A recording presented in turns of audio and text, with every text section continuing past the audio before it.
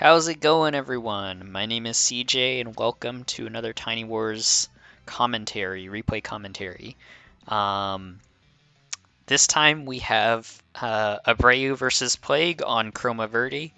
This was suggested by Abreu, so yeah, let's just basically get right into it. So we have Abreu playing as Will versus Isabella playing as Plague. Um, let's go through their stats a little bit. So Will has pretty standard stuff going on. 50% board cost, two zone, expands at 30-60. Then his buff is 10-10 to all units, and then an additional 20% offense to ground direct units. So 30-10 for ground direct units. And his CO power is all units basically have the day-to-day, but ground direct units also get +2 movement. So that is Will, the main character of the game. Next we have Isabella. Isabella is straight up, actually, for the better in almost every way. So similar boarding zone and zone expanding energy thresholds as Will. All units get 20% offense and defense in the CO zone. And her CO power is all units get the buff, and they all get +2 movement, and indirects get +2 attack range.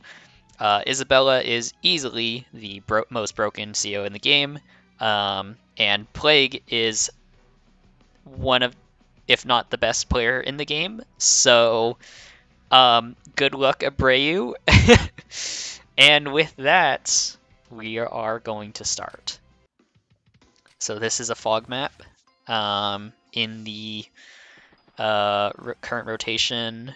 The rotation might have switched by the time that this video comes out. I don't know, and I can't remember if it's going to be in the new rotation or not. But yeah, I am not all that familiar with this map, so I don't know exactly where the lines of contention, I don't know if that's the right word. One of these days we'll probably figure out vocabulary. Yeah, we'll say line of contention for now. Where that's supposed to be in this map. But if I was to take a guess, it would just be straight down the middle. But if I was to think a little bit harder, it would maybe be more like this. Hold on. Maybe be more like the... Wait a second. Oh, yeah. Maybe more like this. Where the biggest contested properties are this one, this one, this one, and this one.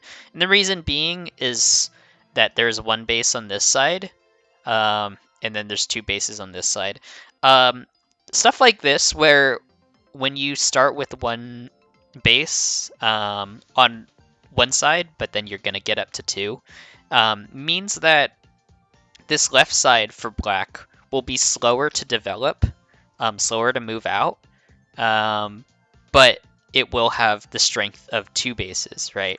So these types of maps, you would expect the front lines to kind of shift a little bit over time, due to where the units are coming from, or how many units are coming in. But it also is kind of interesting. There's also an airport here, so maybe. So then you kind of have two production facilities on the left side, two on the right side. I kind of, yeah. And so, yeah, maybe in the long run, it'll probably be pretty even across the middle. But yeah, I don't think I've played a game on this map. I might have once before, but I think my opponent timed out before really anything happened. So, yeah, I basically have no experience on this map, but I am pretending like I'm an expert. So, that's all that matters here.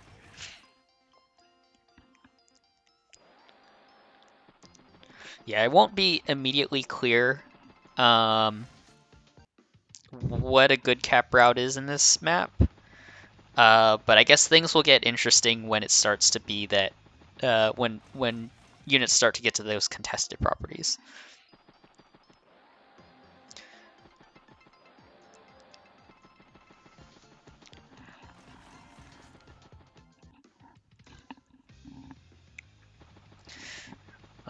We have Plague with a recon opener, which is pretty fair. There are quite a bit of roads out in front that are quite nice to touch and run through. So pretty good idea. Whereas Abreu is going for more mechs. So yeah, we'll see how that goes. Mechs are really good in this game. It's hard to know when exactly is the right time to make them, though, because they are really slow and they're also really powerful. But early in the game, you want to take up as much space as possible, but then you also want your front line supported by really strong units, and mechs are really strong for very cheap price. But yeah, it's just the speed is really slow.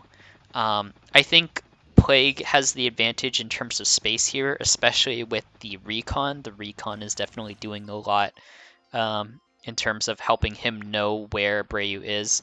And I like that play style. I really like using a lot of knowledge or getting a lot of information, rather. Like, I like the information play. I personally really like maps uh, where people. What was I thinking? I like maps where you can know a lot about your opponent and the opponent can know a lot about you. So maps where there's like fire on the map so that you can see, you have vision and stuff.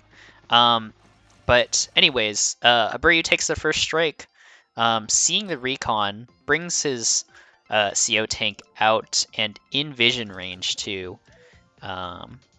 And Plague also did a gunboat delete so that he has the space to board his CO on the HQ. Boats are usually placed on the HQ so that the HQ does not fall to an early rush. So by deleting it, you do risk like vulnerability to the early rush, but also you have the opportunity to place a unit and put your CO on the HQ. And doing that is actually really good play because you're deferring the cost of boarding your CO to later on. There's a principle in in both Advance Wars and real life, there's a principle that money now is worth more than money later. And so if you can defer the cost of CO to later, it's economically better. That's kind of a financial wisdom for you today, I guess.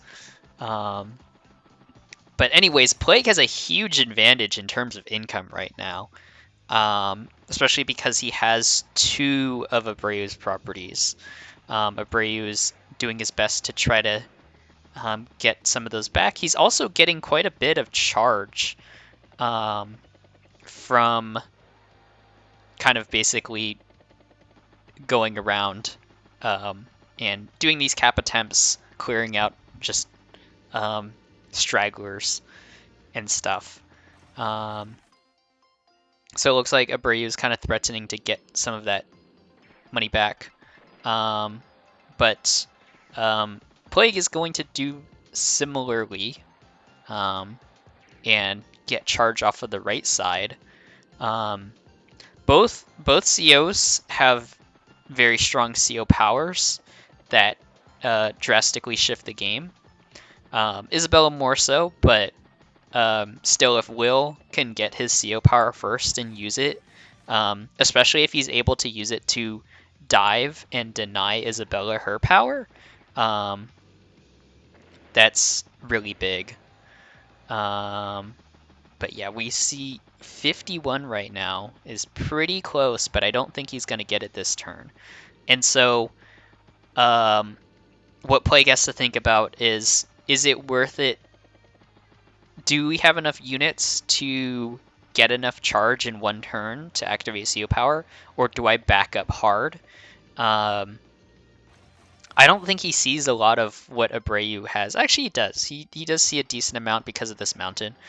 And I think he's going to go for it. He's going to go for using CO Power now, +2 movement and +2 attack, indirect attack range, which I don't think is applying right now because the indirect just isn't close enough.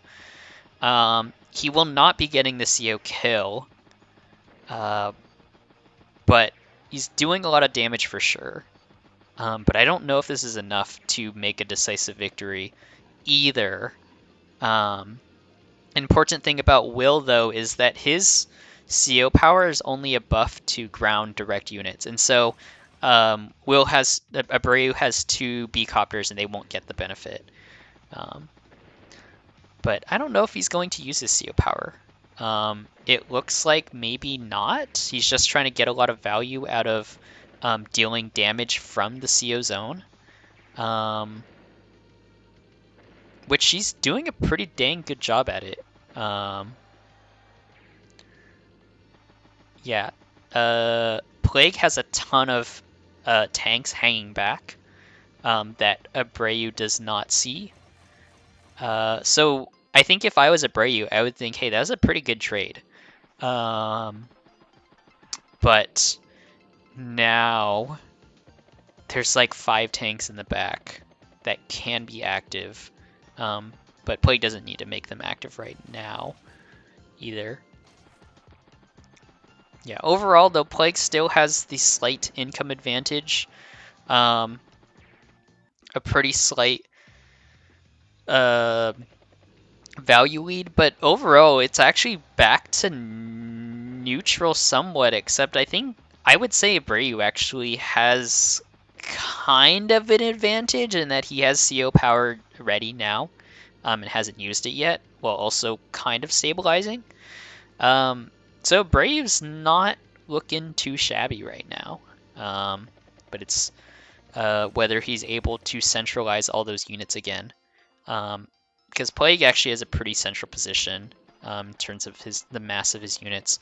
Neither player has. Oh no, actually, Abreu also has a flare, which is really helpful in figuring out where your opponent's troops are. Plague does not have a flare, so that's a little bit difficult to see just what's going on exactly, and that's might be a big reason why Plague is hanging back. He's relying pretty heavily on that mech on the mountain, but Abreu is not looking to push that mech off. He could kill it and deny vision, but that would be risking giving free energy, and that is not what Abreu wants to do. Yeah, both players playing very well. I like what's going on here so far. Plague dives in to kill the recon to get rid of some vision, but overall Plague is scattering a lot. He's looking to maybe make a push on the right. He has 2 decent artillery around, but it looks like that tank is going to be abandoned. Its purpose was just to get the kill on the recon, and everything has scattered. Nothing is central now for Plague. Plague is giving up the middle and maybe going to try to collapse on Abreu later when maybe he has better vision. Now is a pretty decent time because if we see the POVs, Plague has a lot of knowledge of what's going on in the center area, whereas Abreu does not know where all the units are. So that is something to consider when thinking about, what could these players be thinking. I don't think Plague goes in at this moment though. I think he just hangs back, maybe baits a couple of attacks, tries to get better trades by putting out this artillery and attempting the cap. Plague for sure does not expect to get that cap. There's no way. But we'll see if Abreu takes the bait or what he uses to try to interrupt. Kind of like this idea though, because it perhaps suggests that this cap needs to be interrupted by this infantry, and that would mean mean no mountain vision. But I don't know if that's actually what anyone's thinking here.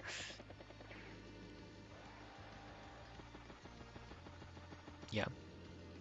One thing is that Plague did sack basically a tank for recon earlier, and it's not really a good trade, but at the very least, Abreu is already at max CO power, so he might be taking a bad trade, but he's at least not feeding energy.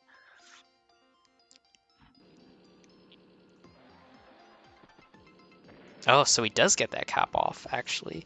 I guess Abreu was kind of scared by the prospect of giving out free energy, which is fair. But looks like Plague will now shift right while Abreu shifts left. Plague has kind of an exposed arty.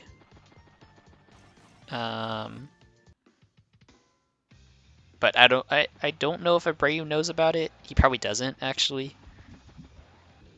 Actually, maybe he does. I don't know. But even if there's one exposed arty, it's probably not worth to dive it at all. But that AA kill is decent, so he'll take that. And with the CO being on the right side, he doesn't need to worry about feeding. But Abreu will now centralize again. Yeah,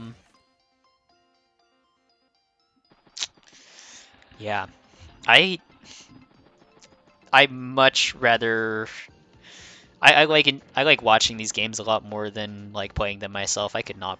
I don't think I can play on this level. This is too hard, too stressful. But yeah, I do like watching these. And so both players doing pretty well here so far. Still, yeah, relatively even, although Abreu for a while now has had an advantage, a slight advantage.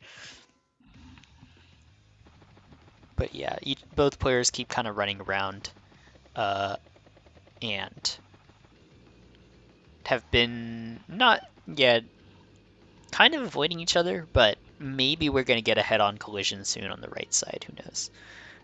Or Plague will find an opportunity to collapse upon Abreu with both fronts. Doesn't look like that's going to happen exactly yet, as the left side is not close enough. But Abreu is getting pretty close to the cap with quite a large army. Plague is putting out feelers again to figure out where Abreu possibly is. Still no. Oh, okay. I guess Plague does have a flare coming out. But yeah, no flare on the left side. I guess you don't necessarily need it on both sides, but I don't know. I like flares a lot. I think it's always good to have flares. This map is a little bit more open though, so maybe you don't really need it when you have the mountains and stuff, but yeah. Abreu might try to do a... He's getting close. He's definitely threatening HQ cap right now. He's not going to do it outright just yet, but Plague has to be sensing that that's going to come soon. I like when people go for HQ caps because it's basically a forcing move at least somewhat. Just like in chess, um, doing the HQ cap is putting out a check there, and oftentimes it forces your opponent into bad situations. That being said, I don't know if that's exactly going to happen right now, but we shall see. There's just a mind-boggling amount of forces here. Just a lot going on. So yeah, again, these guys are good. It's pretty hard to remain stable, remain in a stable kind of fight for this long. To have just this many units out, you have to move so many units per turn. It gets pretty stressful playing some of these games. So, yeah. I don't know if this is an opportune time to go for the cap just yet. I'm not sure what Abreu is exactly waiting for either. I don't know what I would think either. It's really hard to really just, yeah, think about what would I do here. Yeah,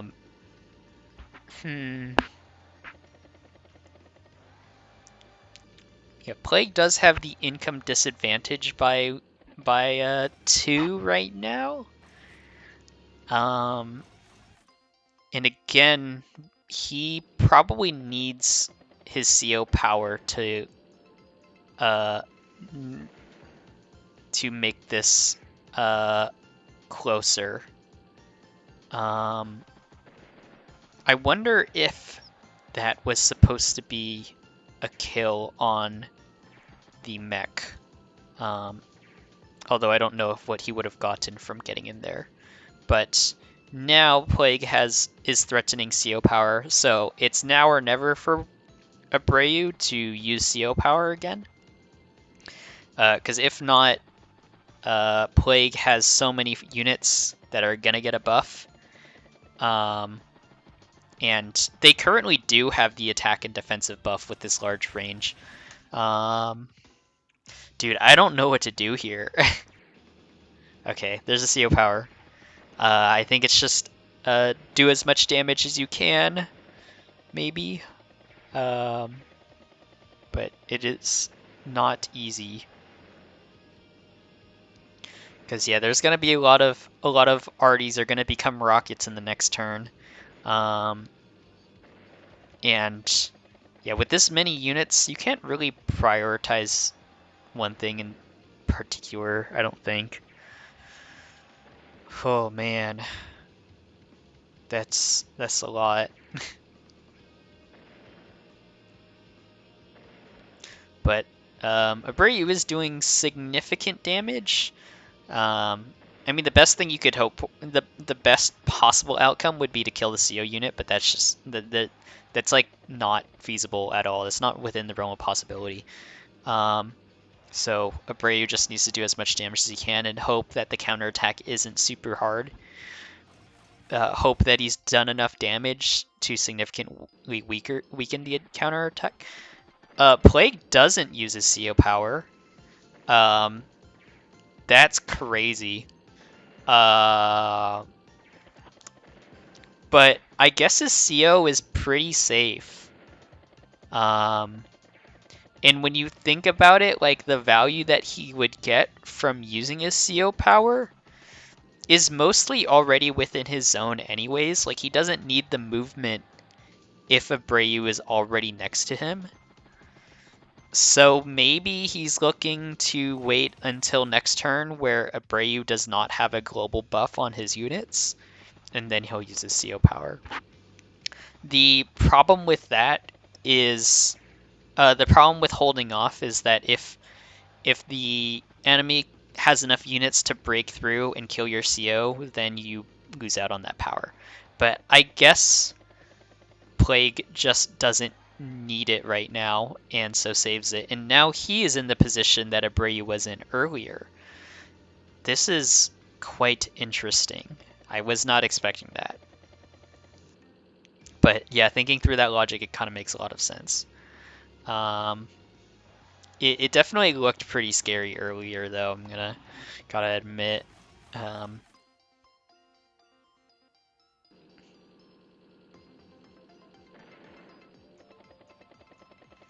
Still no CO power used, just threatening it.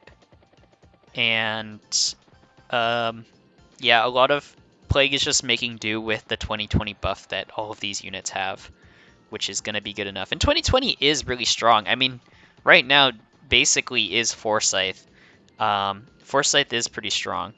But yeah, has Forsyth buff. Oh wait, no. Is it four tiles, not 5? Yeah, maybe I'm wrong. I am completely wrong. Not Forsyth. Kind of like Forsyth. But yeah, it still has that CO power in the back pocket. Not very many anti-airs out here for Abreu. So he does need stuff to deal with that bomber later, but for now, we're going to see Abreu stabilize again, and if he can hold off long enough, then he will have the advantage, as he does have income advantage right now by +4. But yeah, game is still very unclear. Both players still playing really well, even with those big CO powers coming out.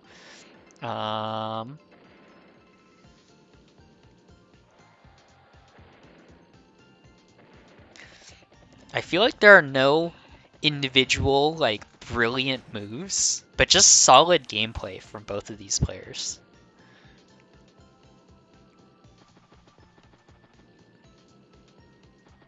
A little bit surprised that I guess Plague is now shifting left. I would have expected CO Tank to stay here where this mech is to try to keep these guys buffed over here, but I guess they don't need it, especially when they're already low HP, so they're not getting as much a buff anyways. But Abreu is pretty close to getting his CO power back again. So, man, this game is going on forever. These guys, no, I mean, just really strong trades, but nothing decisive.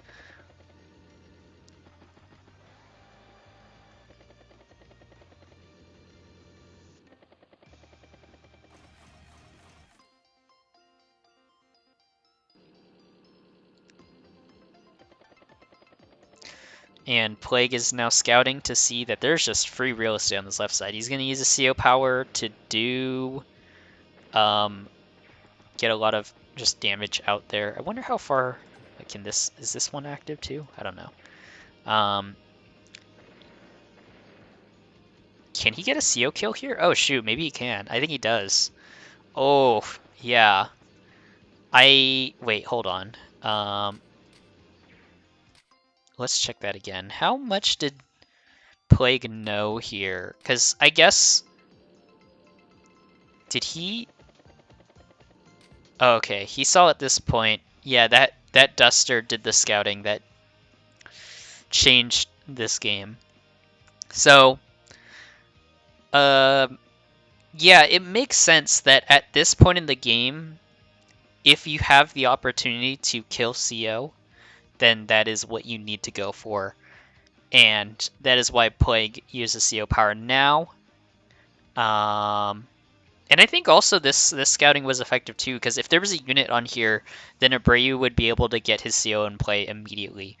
But since there is no unit there, it would take at least like 3 turns for the CO to be around and active again. Maybe 2. So that is a huge advantage. Basically huge information that Plague now has. That's why he goes for the CO power here. And I assume that he would have simulated to make sure that he can get the kill on the CO, because that's what I would do. But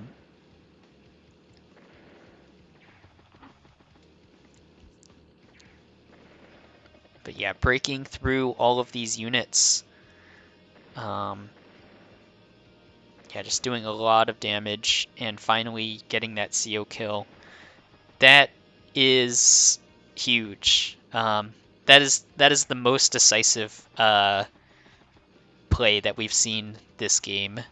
Like, Abreu still has a lot, but not having CO with this many units on the board is pretty brutal.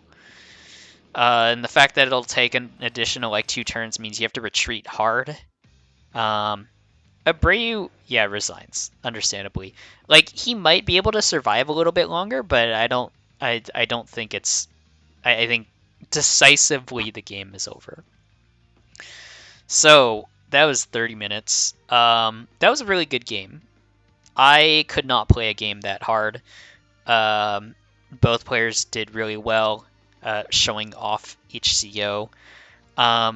Plague is very strong, but also Isabella is very strong. So, yeah, and Will is a pretty high tier CO as well. But I think the defense buff is pretty big for Isabella too, and the fact that the buff is on all units and not just mainly ground directs. But yeah, so oof, man, that was crazy. But that is all for today. My prediction was decent in that, yeah, the points of contention are just that middle entire zone. That makes sense. But yeah, if you enjoyed this video, let me know. Feel free to put some comments or something. Or join the TinyWars Discord if you want to play TinyWars and you weren't already aware. Links down below. Yeah, I think that's probably it. Feel free to join any of these things. Join the game, join the Discord. Pretty active on there.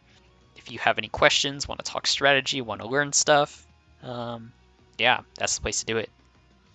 So with that, hope you all enjoyed, and I will see you next time.